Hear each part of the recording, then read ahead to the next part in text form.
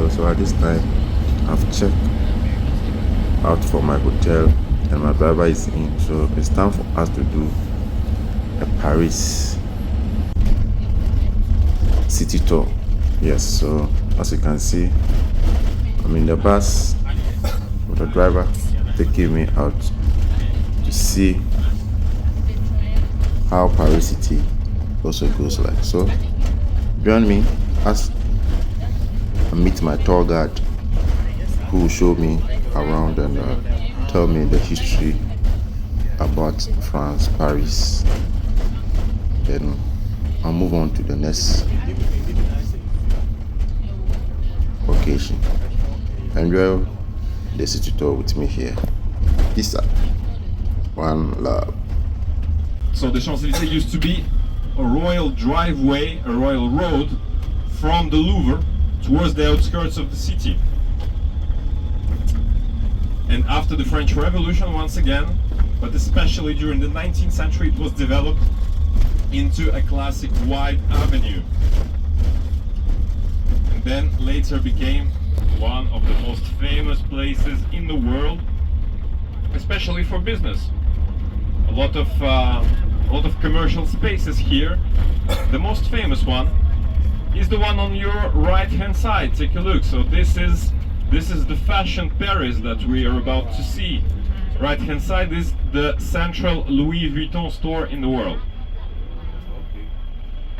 Now they're making the construction, so behind it, so to hide it, they put a design which looks like a luggage. Take a look. This is a huge piece of luggage that has the size of a building, and there is always a queue in front, always, to enter inside. However, as you can guess, this is a boutiques in the world, Hermes. Here, it's not too big, the shop, but it's probably one of the most important in the world. They do the same thing, they don't sell, right? Same strategy, exactly, but Hermes even less.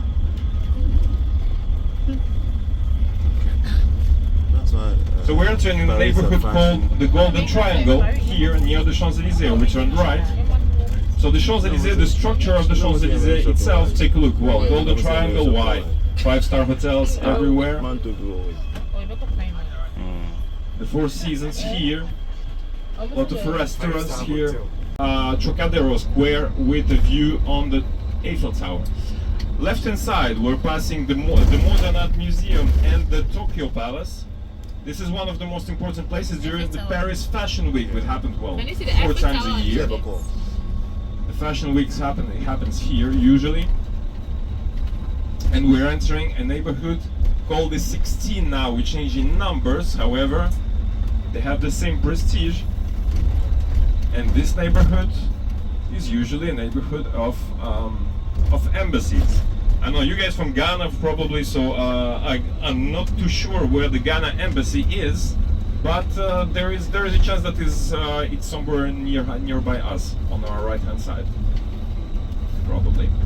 And so we're entering the Trocadero Square, which was opened basically during the first part of the 19th century to host one of the potential fairs, which is a little bit like the international exhibitions that happened later during that 19th century. And we're gonna have a view on the Eiffel Tower. Would you like to step outside to take some pictures, probably to see it? I think that both groups will do the same. So your colleagues from the other bus.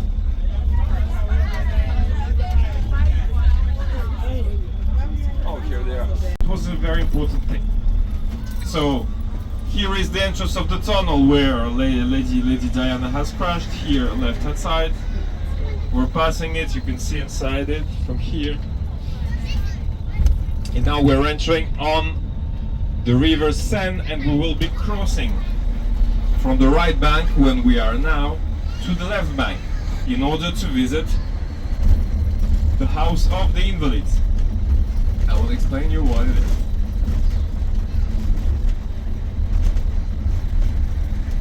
But now we'll be passing through an area that was developed in 1900, exactly in 1900. So they are the two exhibitions palace for the 1900 exhibition. We will see them a little bit later. When we come back from the Invalids, I will show you. And now, all the places around it, for example, the bridge. So we're about to see the Alexander III bridge. So, a lot of St. Petersburg symbolics. The lions protecting the bridge from the outside, the stone lions you see on the statues, the golden figures, and the rulers of Russia are represented on each column. The lamps, they all use crystal glass in them, and it's the original crystal glass from 1900.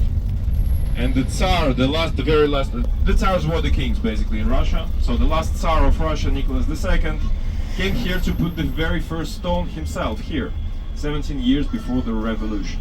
So take a look at it. If you have never been to St. Petersburg, Invalids, that's the other name in French. So what it is? Here? No. Okay, straight ahead. You see the roundabout, and we go around left-hand side. It's over here, there. huh? No, we don't stop here for the pictures. Let's stop behind. Ah. It's more convenient. Just on the other side where the dome is. You know, the building on the other side. Just by the left, here, there. Why this kind of name? In 1670, so 1670, at the end of the 17th century, under the King Louis XIV, this building is the building of this structure has begun of this area. So the general idea is to build a space in order to take care of the wounded soldiers on battlefields. That's the whole idea. It is a care house for those. No. It's Here, there, yeah. Uh-huh. Here by the left, right. Yeah. Okay. And take a look on your right hand side, you see all the symbolics of the war here. The cannons are from the Napoleon Bonaparte signs. So this place was built in order to be a care house for the soldiers that cannot live their life normally after being wounded on the battlefield, right? But even though under the... So I got down from my bus, and this is the Prime Minister of France house right over there. Yes, and this is another I wanted to walk and take. Yes, so the area is very beautiful. Yes, so you can see they have shops where they eat. Yes, so you can see the open top bus also going there. I'm really feeling the vibe here in France. Yes, so this is the Prime Minister. I'm walking to the Prime Minister house. Right here, there's a vibe all over. Sure, so. Okay, so this is the Prime Minister's house. I'm getting there. That's the Prime Minister's house. I'm getting there. And this is the. Sure, this is a very first structure that was built here. This is where Napoleon Bonaparte is buried after his comeback, after the return of his coffin from St. Helena Island. Just take a look, right hand side, this entrance, these big doors right here. Just behind these doors, a few meters, and downstairs there are stairs a little bit down. You can see it from everywhere, from inside the building. Let's just stop here, just behind the roundabout here. There's a nice place to stop. In front of it, there's the residence of the Prime Minister. Okay. And now we're going to see from far away, just pay attention, it will be in front of us in a few seconds. When we turn, you will see the greatness of the Grand Palace just in front of us. Take a look. On the other side of the river, this is the building with the French flag on top of it. So this was the building that was presented by France during the 1900 exhibition.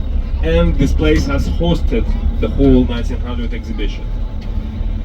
It's very particular because it is over 70,000 meters square, and the innovation that was presented on it was the roof. It was one of the first time when in building techniques we combined steel and glass, metal and glass basically. which allowed a very light construction. So 70,000 meters square, imagine that, it is covered by one single piece of roof and no support in the middle, no support whatsoever. It's covered like a kettle basically, or a pan, you see, with its cover.